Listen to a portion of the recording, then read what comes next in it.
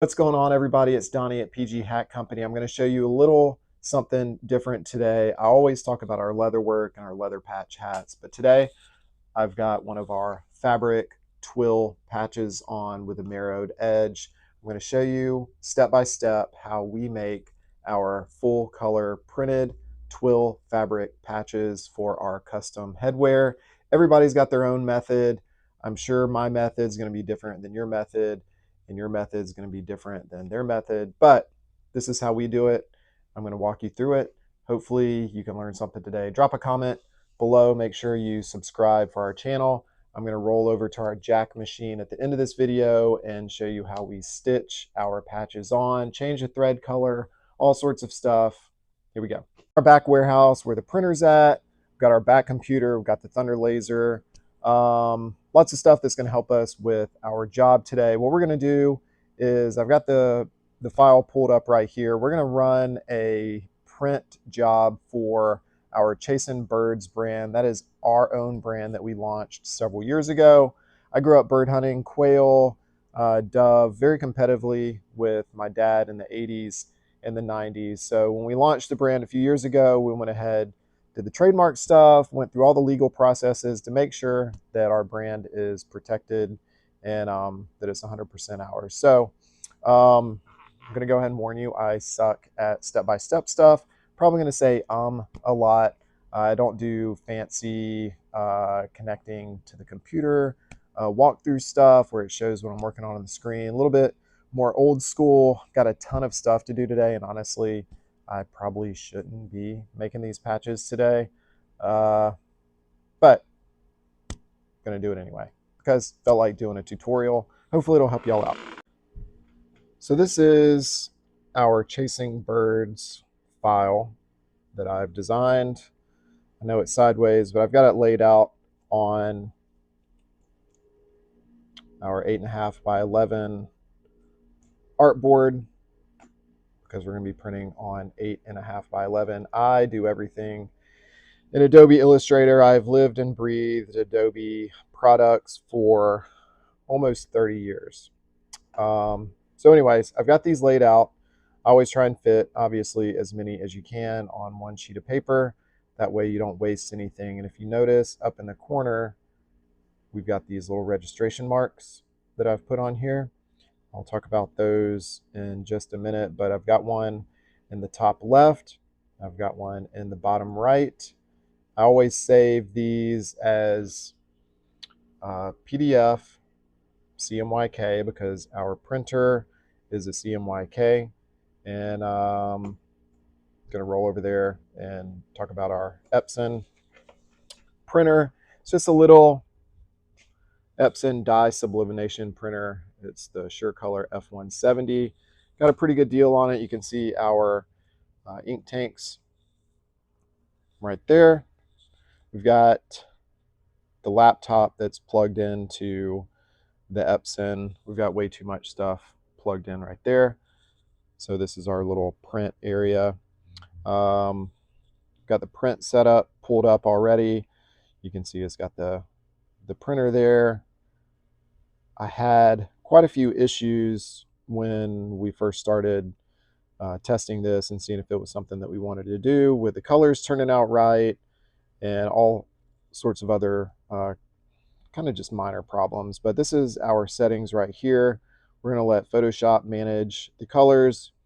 And you saw over there I was in Illustrator. Now I've rolled into Adobe Photoshop.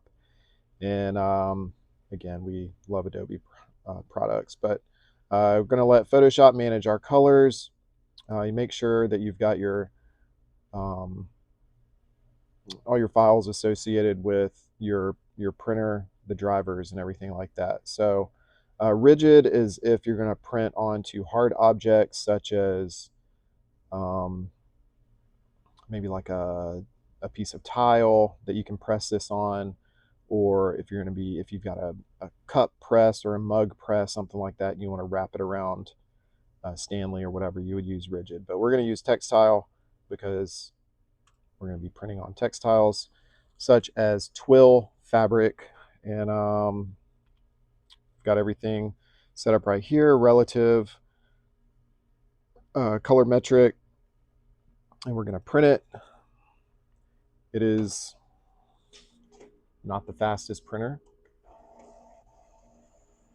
but that doesn't matter. So stand here and wait for it to print.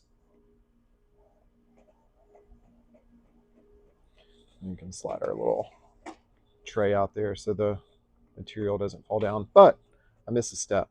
So while this is printing, obviously you have to have a special print paper.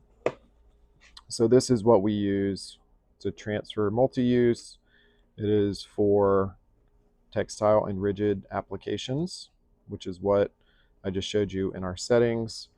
I just get this on Amazon. You can obviously order it directly through Epson.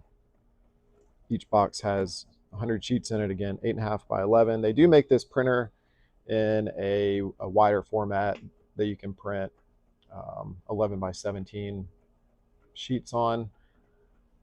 Maybe we'll update to that, but that's the paper that we use. And this is just about done. And inside my settings, I've got it to where it automatically mirrors the image because we're going to be pressing this onto some material. You can either check that box inside your Photoshop software or whatever it is that you use that will automatically print it mirrored, or you can flip it yourself on your artwork. So take it in here. We've got our trusty heat press covered in dust. This thing is literally 15 years old. So we're going to press on this. We do it super hot. I've got the temp at 400 degrees. It says 404, but I press this material for 60 seconds. I've just got the timer set at 65 because I hate the alarm that goes off. So I'll always pop it up at 60 seconds. I've got just our standard cover sheet. I don't use that on this material. I'll tell you about that in a second as well, but you can see it's got a little bit of some white residue on there, which I'll also talk about in a second. So I'll show you how we press this onto the material that you see sitting there. So here's the paper we just printed on. Next, I've got two different types of material that we get from Stalls. It is their twill poly fabric. We use two different ones. Like I said in the beginning of the video, everybody's got their own way.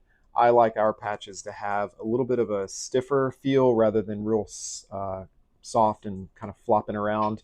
I know they're going to get stitched onto the hat, but at the end of the day, in my opinion, the patches that are a little bit stiffer makes it just feel a lot more quality, and they're a little bit easier to stitch on to the hat as well, so they're not moving around and kind of popping up and down. But the first piece, we get this by the roll. We've got 51-inch rolls that we use. The first one, we just use white. This has the heat adhesive on the back. Now we could just roll with this and press our Chasing Birds artwork on top of that.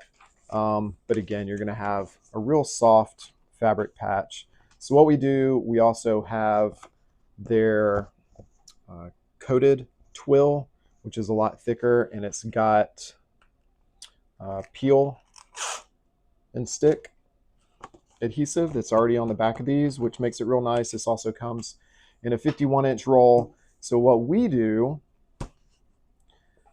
I put the heat adhesive on top of the non-heat adhesive that's got the peel and stick, and then I take our print and I lay it on top of the heat adhesive twill. So basically you've got three layers. You've got the twill for the print that's going to go on top of the heat adhesive, and then the heat adhesive is going to bond to the peel and stick fabric on the back side. So you get a 2-layer patch, and you don't have to deal with spraying adhesives, which we did originally. We would take just 2 pieces of the peel and stick, and I would spray like 3M glue onto it. But then the problem that we were running into is the glue would eventually start releasing So then you had a patch with 2 layers and it would have kind of a pocket in between it, or you'd go to sew it and the pressure would just kind of peel it apart.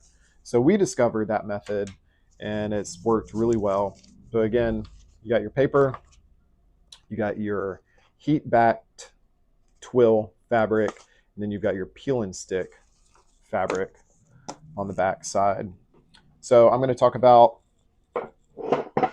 our typical brown coating, which you would use if you're making t-shirts. We're not going to use that on top of this print because what happens if you put that on top, first of all, the print is going to bleed through, so you're going to get stains on this. So then when you go and make another print and you press on top of your new print, that ink residue is going to transfer back on top and you might get some ghost prints. We learned that the hard way as well. So anyway, just lay this face up. You've got the print portion on the top, and I know they make parchment paper and everything like that, but we just like to use regular printer paper, and I'm going to set it right on top of our print. Press for 60 seconds at 400 degrees. And I did learn the print paper trick from just watching some other videos, because I was trying to figure out why our prints were bleeding and transferring to other prints. So we just use that. We use it once, then trash it. But while I'm waiting on that to go off, I'm gonna turn right here, and we're gonna add the threaded borders to our patches. You can see it on that. That is called a merrowed border. You can simulate that with a lot of embroidery machines, but it doesn't wrap fully around the patch. So this machine is quite the relic. It's a merrow machine from the Merrow company. And the interesting part is you can put in the serial number and it'll show when they were made. I believe this one was 1976 this was made. So anyway, there's the annoying heat press buzzer. So this is the printer paper. I don't know if you can see it very well, but you can see that ghosted image. So that's where some of the ink transfer came off from our print. So there's what we just printed out of the printer. We're going to trash that.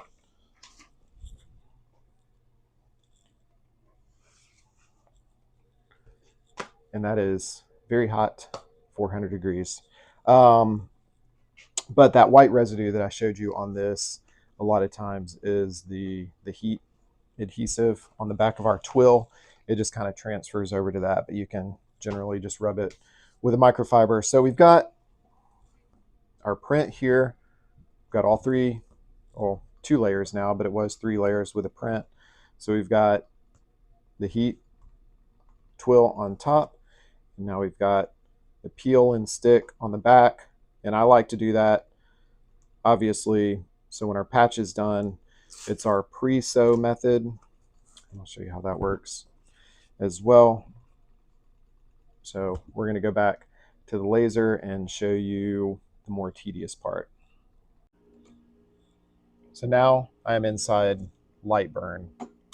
A lot of people do most of their work in LightBurn, but I generally just do the cut process of everything. Some people design their patches and whatever else it is. But like I mentioned, I enjoy Adobe products. So what we're going to do now is import our file that I showed you at the very beginning, which is obviously going to match what we just printed, because these registration marks are vital that I had mentioned earlier as well. So anyway, here's the artwork, which is unneeded except for this border inside of LightBurn. So what I'm going to do first, and again, this is my method, everybody's got their own. So you've got all your settings down here along the bottom, different colors. Those are a lot of our presets that we've come up with. I'm just going to do a generic one, which is our engrave. So I'm just going to make everything black. I'm going to first come to our top left registration mark. And I think it's out of the camera view, but there's a little function down here. It's called T1, and that just stands for tool.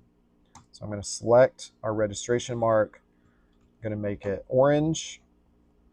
And then I'm going to come to the bottom right registration mark. I'm going to make that one orange with T1 as well. So now we've got, in the window over here, it says tool. So those are going to represent the registration mark. So what I'm going to do next is just individually click each one of our outside borders on our patchwork. And the borders are obviously that I'm selecting the edge of the brown on our artwork. So I've got those selected. You can zoom in, you can see they're wiggling, meaning that I've got those ready for the next step. One of my other default settings is called sticker cut. It's just the settings that I've come up with and have it saved at the bottom. Everybody's are different depending on the thickness of your material, your machine that you're using, etc., etc. So I've got all those selected as blue now. And one of the settings inside LightBurn is this offset shape. I could just cut them as they are right to the edge, but a lot of times I'll make my borders a little bit thicker. That way I can cut inside of those edges. That way if my print job is just a little bit off, it's not going to leave a white border. And that doesn't really matter for this job because I'm going to be adding the merrowed edge. So if there's any white space along the edge, the merrow thread is just going to cover that up. But if we're doing our raw edge, meaning we don't add any thread to it, which some customers prefer, I like to add this little extra edge. So you can see if you click outward, it pushes the line out, inward pushes it inward. Both, it'll create a border inside and outside. But you can change your offset distance here. You can see the blue line changing the distance. I just like to add just a hair. So you can change it inside there manually like that. You can delete original objects. So what this does, I like to select that as delete original objects. That way when I make my new inner border and click OK, it deletes that original outer edge. So those are all still highlighted as blue, meaning that is going to be my sticker cut option. We don't want the black.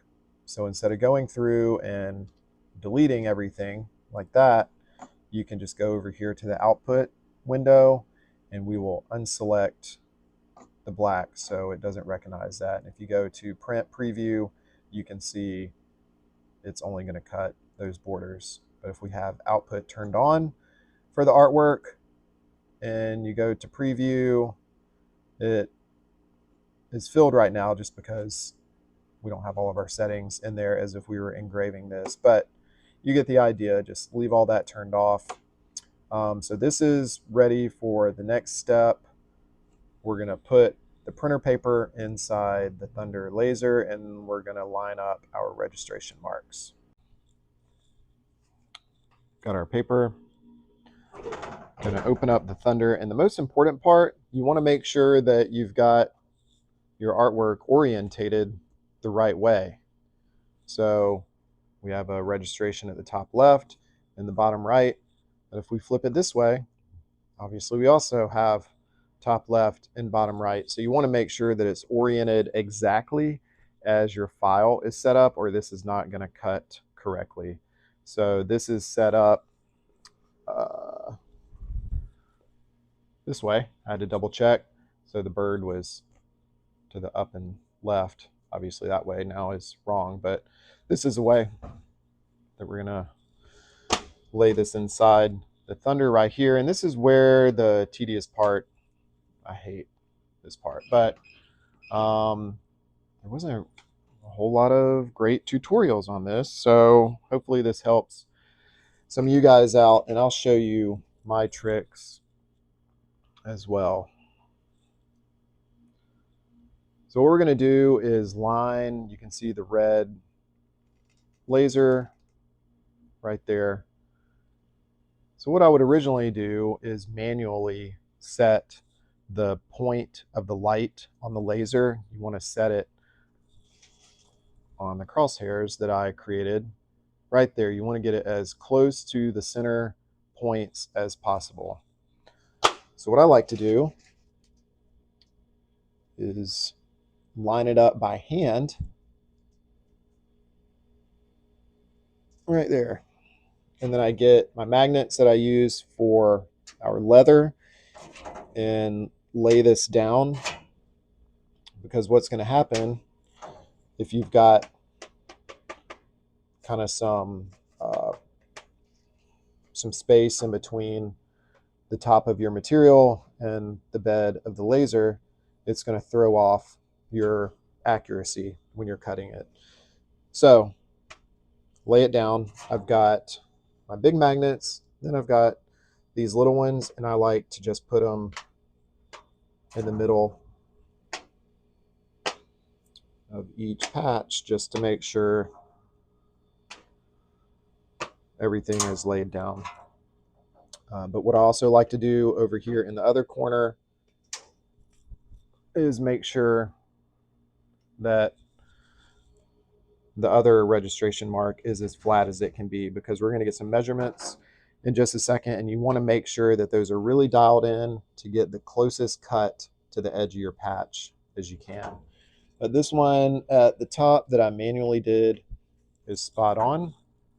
So we're going to go back to the computer for the printing and registration part. Again, I suck at explanation. That's why I'm not a teacher. So we're back at the monitor, still got our file pulled up. Next step, I'm going to go to laser tools. They've got a print and cut option in here. So I'm going to start the wizard. It's going to pop up this move window, but also this window for the print and cut wizard, which is the most important right here.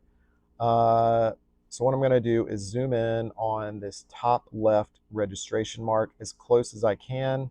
You can see my little cursor, and we're going to select that right in the middle. You can see the lines wiggling, meaning it is selected. So this registration mark that we just selected is obviously the same registration mark that we've got the laser on top of right now. I'm going to go ahead and set that. Now that one is highlighted. Next, I'm going to go to the bottom right registration mark. I'm going to select that one, but you notice I haven't moved the laser yet. So what you can do next, select this registration mark, and there is a jog feature down here. And I'm sorry that the camera zoomed out. I just try and do this thing old school. Anyway, bottom right registration mark selected. I'm going to click the jog button, and I'm going to move the camera over here so you can see what the laser is going to do. So click jog, and it automatically moves down to that bottom right registration mark. But if you notice, it's not perfectly aligned on it, but what that's going to do is just going to get you close. So what I do on the next step, we've got our panel right here on the Thunder laser, and it's got the move arrows. I just manually kind of move the laser as close as I can to that center registration. So that's pretty close. Whoop, sorry about that.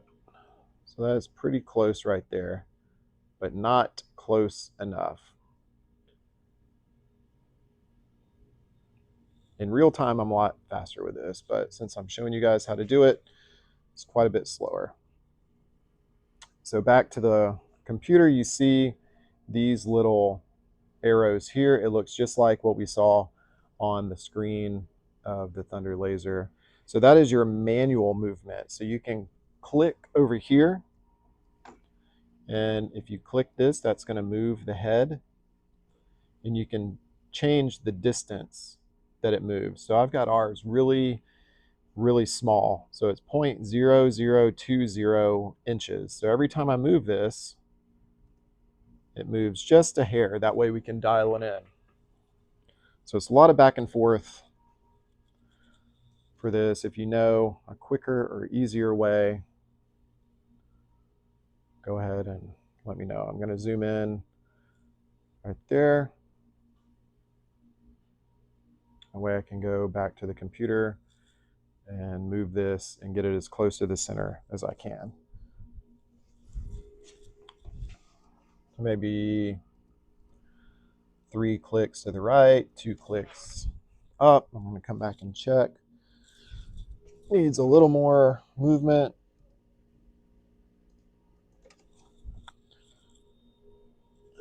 Maybe just a couple more.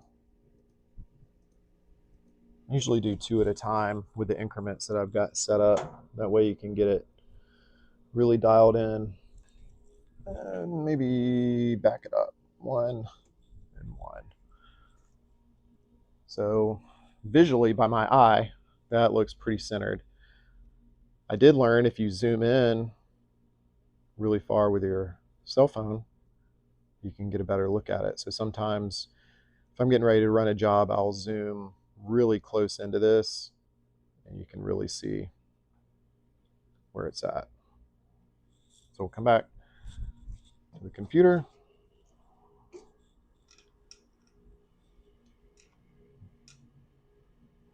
So that bottom right registration mark is still highlighted.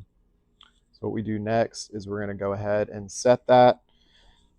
And obviously it labels it for you, so we know that's registration mark number 2. Don't click any of these other buttons.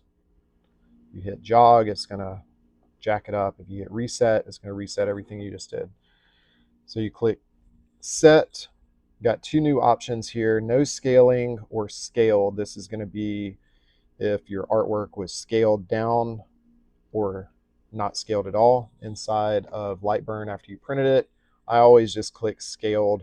The times that I've selected no scaling, it doesn't cut very accurate. So yours could be different, but try scaled first. So you hit scaled. Everything is ready to go. Another trick when I first started doing these was I learned that some of my settings would be off and I would waste some of my paper because it wouldn't cut the way that it was supposed to cut. So I'll show you another little trick just to test something. So I'll double click my sticker cut settings, and currently I've got them set at speed of 70, power of 40.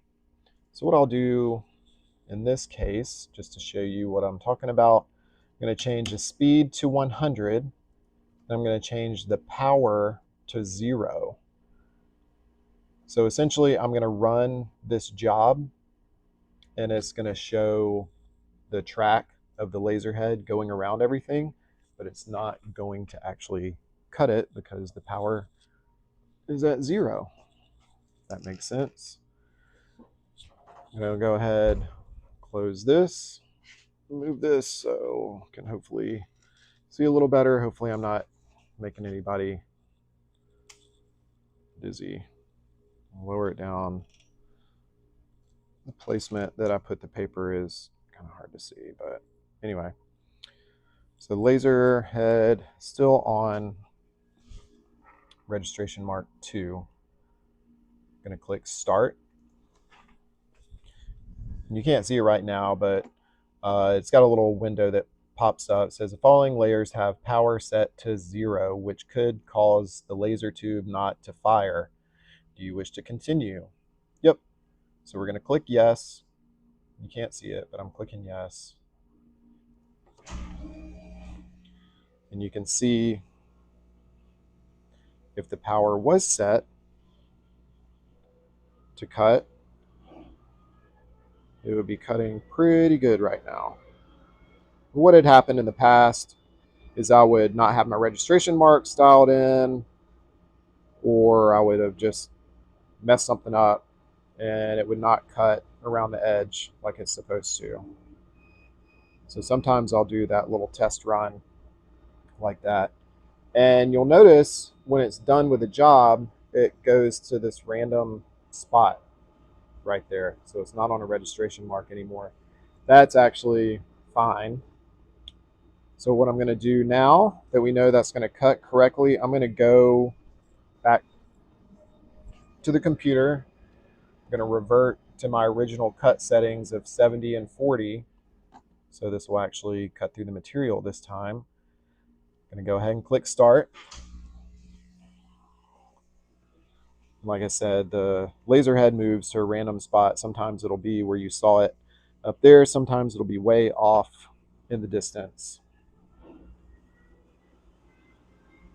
So the little preview with 0 power just gives you peace of mind that you don't have to waste time or material, because that would suck. You know, having to do another print and then pressing the material together. Hopefully that maybe helps some of you guys. So that is all ready. Usually I wait for the smoke to clear.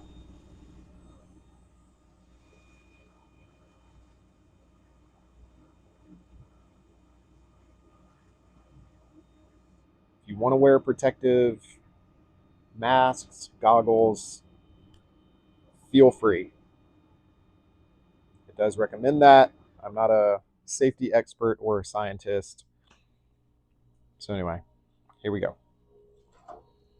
First thing I do is grab the little magnets.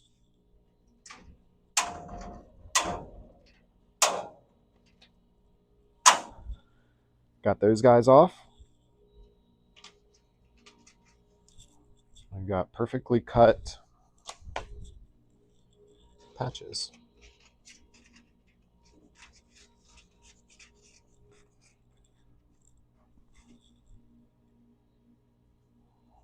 Some of them, as I mentioned, can be a little off with that offset. Like I said, that doesn't matter because it's going to get covered up with our merrowed borders. And it's got a peeling stick on the back. Let's roll over to our merrow machine. I'll show you how we add the beautiful edges to these. All right, so this is our merrow machine. Quite the antique little relic, and it blows my mind knowing that somebody created this and figured out how everything works on it. It's got 3 different threads through this thread system. It's a little intimidating, not gonna lie. So we bought this last year, probably in September, and it sat for about 3 months because I was a little bit intimidated to figure out how this thing worked. We got it. There was pieces everywhere. There was oil that had spilled out during shipping. And like I said, it was made back in the 70s.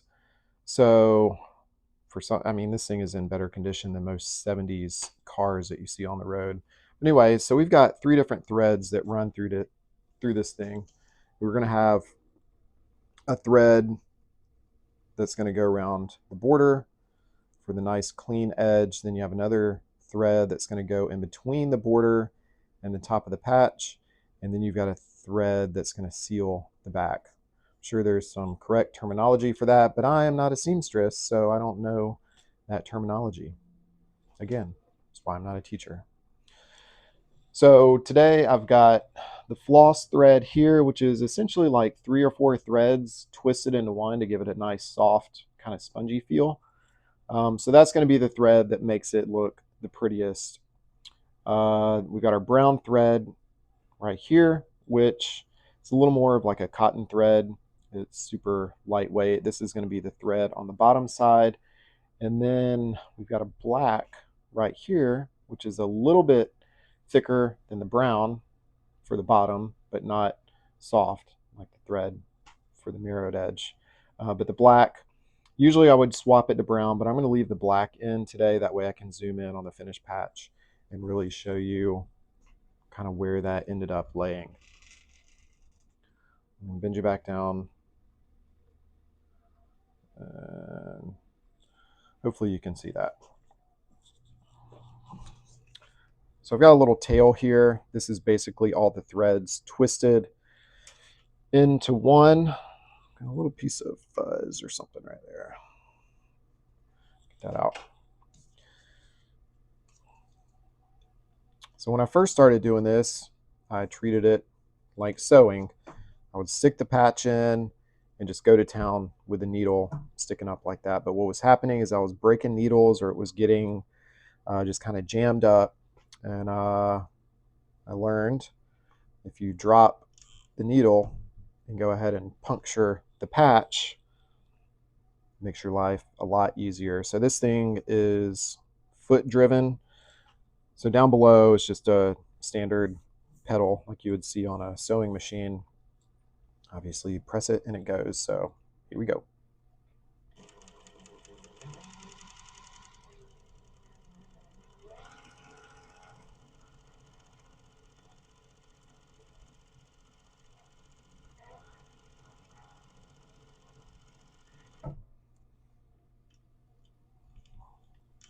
So I stopped close to the end. You can see a little bit of the tail poking out that we started with. You don't want that to get wrapped up in any of those needles inside of there. So generally I'll stop and I'll pull the tail out of the way. And I always give it a little overlap right there. That's why I like to start at the bottom of the patch versus the top of the patch. That way you don't have this beautiful patch and you've got like this little knot looking thing at the top. So I'll pop the needle up. I usually slide it over just a hair. Then I'll run just a tail out like that. And I'll trim it so you can see both of those. Sometimes I'll trim that one off. And for store purposes, or if anybody wanted to buy any of the patches, I'll peel that backing off and I'll tuck the tails under there. That way they don't get pulled or snagged. This thing is speed driven. There is a setting over on the right side. I won't show you that because that's probably a whole nother video. But you can adjust the speed to this. Obviously, the faster you push the pedal, the faster this thing will go. And I will generally go fast on the straightaways, and then I slow it down around the corners. So we'll do this one a little more real time, as if I was sitting here working on a job.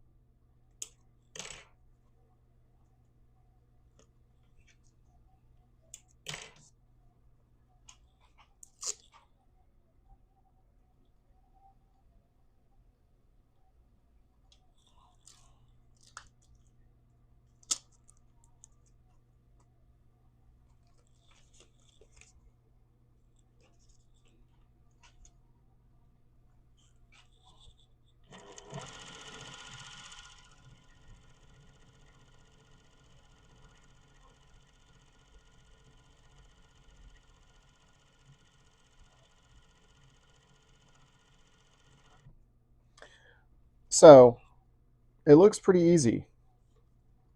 Essentially it is, but it does take some practice. If you notice,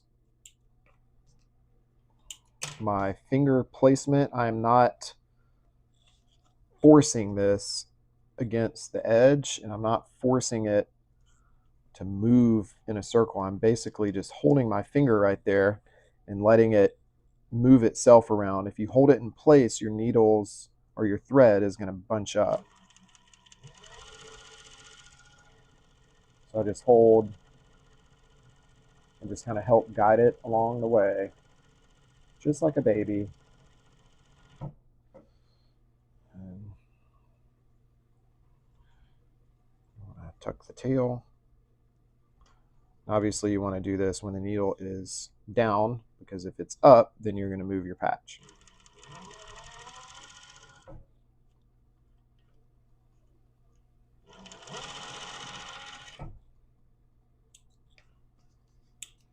All right, I'm not going to kill you guys with me finishing the rest, so I'm going to roll over to the next step, which is sewing these onto the hats.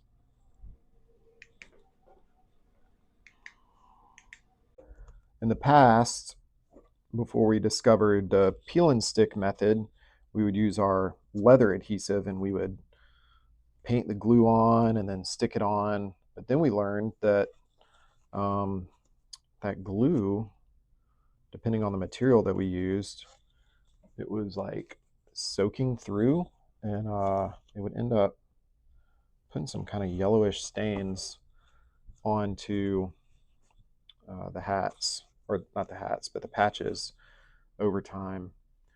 So we've got it stuck on. Looks pretty great. This is one of our brand hats. We call this one the Paw Paw. We have these made for our company. It is our PG Hat Company line of camo hats. So got this on. My jack still has some black thread left over from yesterday. So I'm going to show you real quick kind of the tedious process of changing your thread out. Actually, it looked like I had a little bit of a twist up yesterday at the end of the day as well. So we're going to get that out.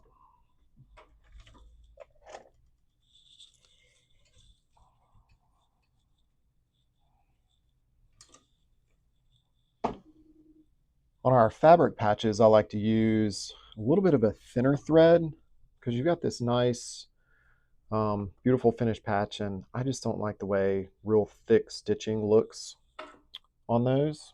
So let's see. Good thing is you can either use your white thread or you can use brown. So I'm just going to use our brown thread. This is a thread that I generally use for our bobbin, but it's kind of a tedious process loading this thing. I'll try and zoom in a little bit better for you. So you got your top post, you got to go down, around, back through. There's a little hole here. You have to loop it around that wheel, lock it in, loop it around that one, lock it in. There's a little post right there. You got to hook it around, hold it, loop it around that one, locks in right there. There's another little tab here that you got to go through. And go through the top hole, down through this hook, go through this hole here, move that out of the way, go through that hole, and then you thread the needle. Did pretty good on the first attempt. So we sew a lot of leather with our rubber wheel right here. And one of the things that happens is, even though we seal the patches, sometimes you'll get some black residue on there from the leather patch. So before I sew our fabric patches, especially since this one's white, I like to clean it off. So I've just got a microfiber. I've got hand sanitizer all over the place, which obviously has alcohol in it. So I always like to rub the wheel. And you can see there's a little bit on there, but you just hate to spend all that time making your pretty patch and then you hit it with the wheel and you get black marks on it. Obviously, make sure it's dry. And we'll double check, make sure this is pretty centered. A lot of times we'll bust out our little measuring tool, but for today's class, we'll just eyeball it. So it looks pretty good there. So we'll flip the headband or the sweatband back. Leather patches, a lot of times I'll start at the top sewing. On fabric patches, I like to start right there where that little overlap is. And my chair hit the tripod. All right, so I just noticed I say so and a lot. But anyways, you can see, well, you can't see, but I was just dropping my needle, make sure it was going to hit in the right spot. This is a manual. You can use this button here to manually sew, or you can use a foot pedal just like our Merrow machine. And this is obviously speed driven as well. You can go as fast or slow as you want. Usually on our fabric patches, I go a little slower.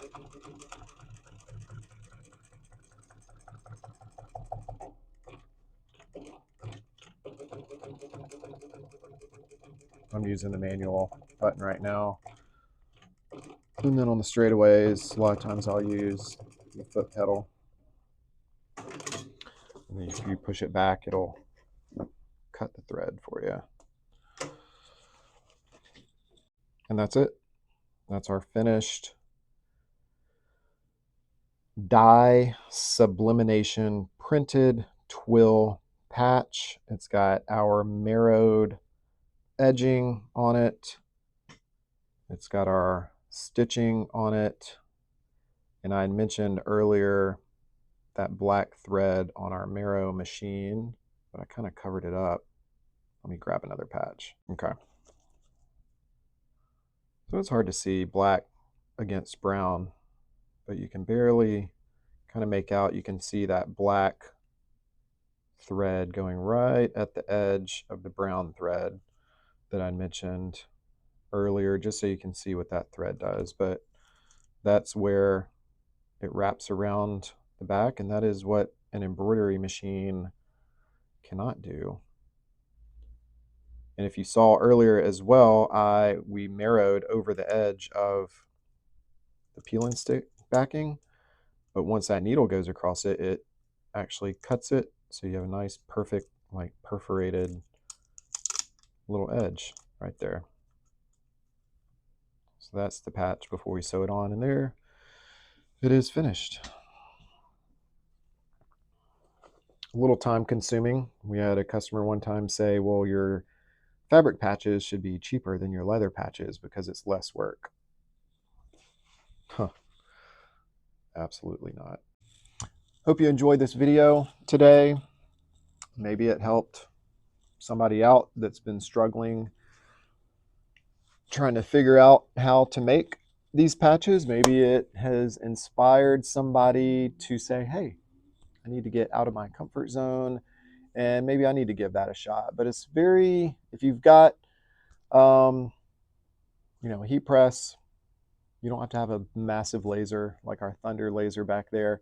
And I'm going to say, like, our heat press, that thing is ancient. And I think I paid $99 for it back in the day when we used to do a lot of apparel. It is old school. There's no automatic anything on it.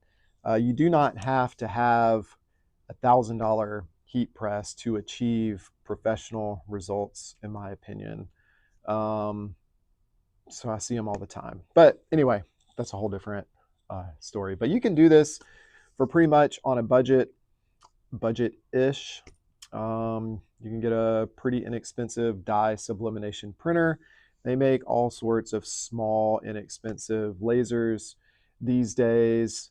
Inexpensive heat press. There's different free softwares that you could probably use, but this is just our setup with the things that we already have inside of our store to make the world go round here in our business every single day. Again, I'm not a teacher, but I thought that I would walk you through the steps of what we do day to day for fabric patches like this. Make sure you comment below. Maybe you can give us some advice to make our life easier. Again, just drop a comment. Let us know where you're at, what you're working on today. Make sure you subscribe to our channel. I'm going to try and do more tutorials like this, just with patchwork and hat work, everything else. Hope you enjoyed it. Shop online, pghatco.com. Make sure you follow our Instagram page at PG Hat Company. Shoot us a message. Do what you want to do. Appreciate you watching. I know I rambled. See you next time.